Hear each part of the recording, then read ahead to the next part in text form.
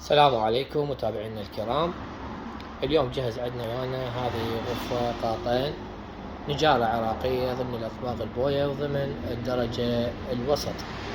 هذه الغرفة متكونة من 9 قطع. عندنا الكنتور ارتفاع 2.5، عرضه 3 أمتار وربع، عرض الزاوية 80 سنتيم بارتفاع الكنتور. نجي هنا على الكنتور، تقاطيع الكنتور. عندنا هنا الكنتور متكون من رفين 3 خانات، نظام قفايز سهول الفتح والشد، نرمادة شريطية، جميع أبواب الغرفة. القاعدة تكون بلوك ساج.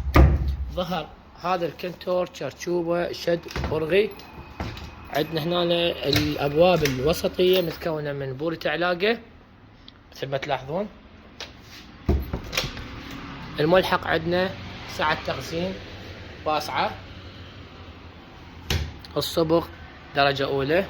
يكون وجه الغرفة هذه 6 ملم MDF، الداخل معاكس زبرة 3 ملم. هاي الخانة الثانية هم متكونة من بورة علاقة. الملحق مالته همين مثل ما تلاحظون.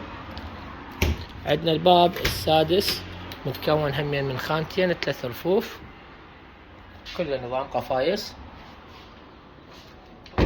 نجي هنا على الزاوية، زاوية الملابس احنا مسوينها بوري، اللي يحب تعاليق او رفوف نقطعها على حسب رغبة الزبون. عندنا هنا الكوموديات الايمن والايسر مثل ما تلاحظون بلوك بورد 18 ملم، سكة هيدروليك، دقة بالعمل.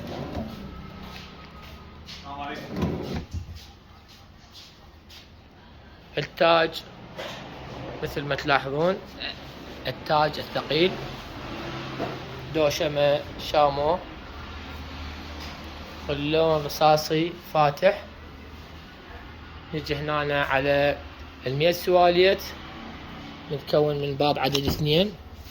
هذه حشوة كلها خشب. هذا باب. عندنا هنا جزامة متكونة من باب عدد 2 مثل ما تلاحظون. شرباية هذا الموديل طبعا بلايد 18 ملم، 6 أرجل. شرباية كلش قوية وشايفين كل الخير.